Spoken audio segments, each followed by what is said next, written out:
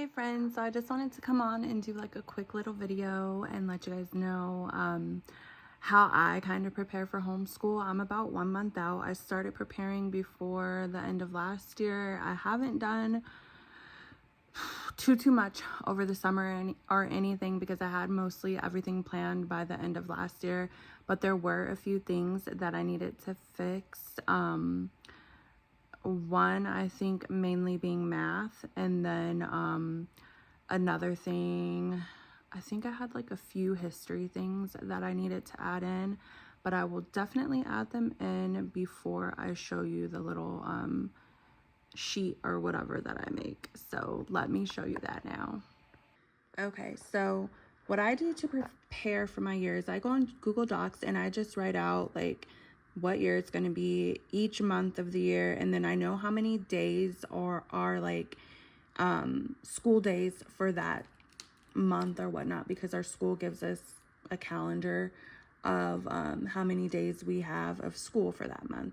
So I just kind of break everything down. I'm going to try to show you quick and easy. So August, we only have like 5 days. So I just have them do like a test a day and then work on their essay. I don't know. I don't like starting stuff and we only have a couple of days. So I just let them do that, knock that out, and call it a day. They can finish it all in one day, or they can take all 5 days, whatever my kids feel comfortable with. And so also this year, I will only basically be homeschooling my 8th grader.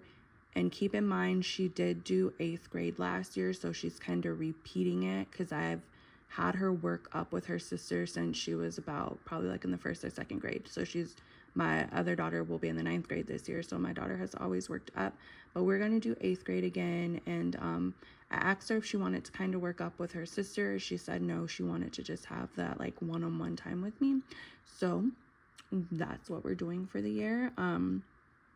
So this is kind of how I do it. So I just have like the breakdown of, we do a morning read when we first start class, and then for math, science, history, and language, she'll pick what order we go in. I just put it like this for me, but she'll pick which one she wants to do first, second, third, fourth for the day. And then we have an evening read, and we always do 2 different books for this.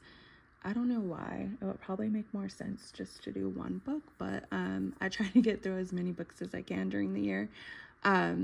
So I also break it down. So like September, there's 21 days of school for September. That's like odd. That is an odd number. So it says student days 21. So I just broke the book down. It's a big, thick book, and we'll do 25 pages a day, which is a lot. But my kids enjoy reading. They love when I read to them. So this one, I'll just like pretty much read to her. And the evening read, I typically read to her. But this year, I'm kind of thinking we should read together, and I'm going to have her read out loud as well. And then so for science and history, our school gives us like state standards. I am doing the bare minimums for state standards. I'm literally going to look at what the standard says she needs to meet and find materials to meet that standard. And then we're going to do, in addition to those things, stuff that we want to do. For history especially, it irritates me, the history that we learn in school.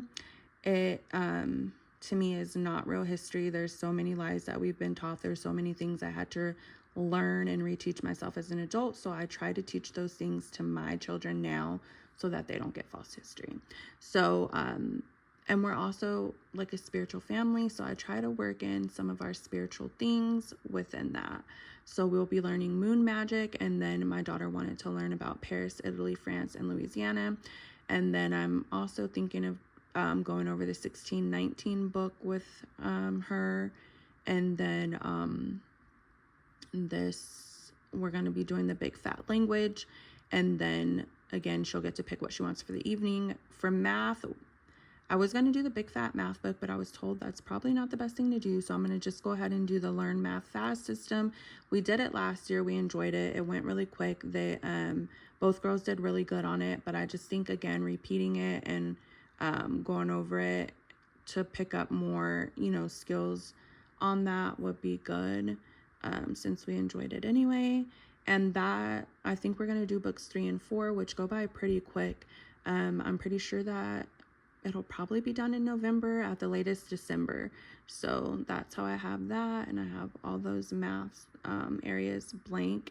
And these are the other things that we'll be doing for that month. I try to kind of like match up like what we're reading and learning, like for history and different things like that, to like a theme for that month. Like November will be Native Americans. October is kind of like Halloween stuff. And then December would be Christmas, but we're not doing too much like Christmassy things. But yeah, so that'll work out. And we kind of do like we also do like Creepmas and stuff like that. So I guess some of those will work for that. And then moving forward, we got our January, our February, March, April, and then May. June, I leave open. We only have 10 days in June for school, but I just kind of leave it open so that we can, by May, we're like over it. We're kind of winding down. I know other homeschool families probably feel that if you school like a traditional school year. And so I kind of just leave it open so that if we got behind, or if there's something that she wants to learn or pick up or whatever, we have those 10 days to just like have fun with school and things like that. And like I said, by May, our brains are like fried and we're just ready to be done. But yeah, so I leave it open. And that is pretty much how I plan out our year. There's so many things, I promise you, that I'm still like, oh my gosh. So there's like quite a few things that I'm like, oh my gosh, because basically I crammed in so much stuff, but there's still so many things. Like, we're not gonna get through all the books that I bought her, but I told her we can, you know, book club it for 9th grade, like however long it takes for us to get through them, because we really, really enjoy reading together and having like we were book clubbing it for the summer. But there's just so many books and so many things that I still want to teach her. And so I don't know, like I know 9th grade looks a little bit different. It's a little bit more hands-off for me. They do kind of like a what is that, like an online program. So and it'll be more hands-off, but just hopefully maybe I can squeeze some things in to teach her and see how that goes for 9th grade. And then we'll see how everything goes for 8th grade.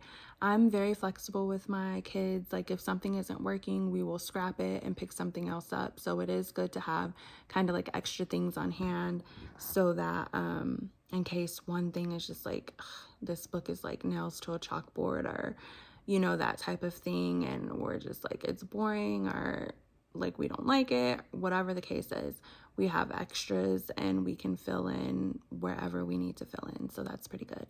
But that'll be it for this video, and stay tuned because I am going to be doing videos showing like the physical books. These are like right here, a lot of the books that we'll be reading and things like that. But I will do breakdowns for each of the subjects. I'll do one for the reading by itself, and then show you like the math once I get that, the science stuff that we're going to go over, like the quote-unquote fun stuff, and then the history as well, and our language program. But until then, see you on the next one.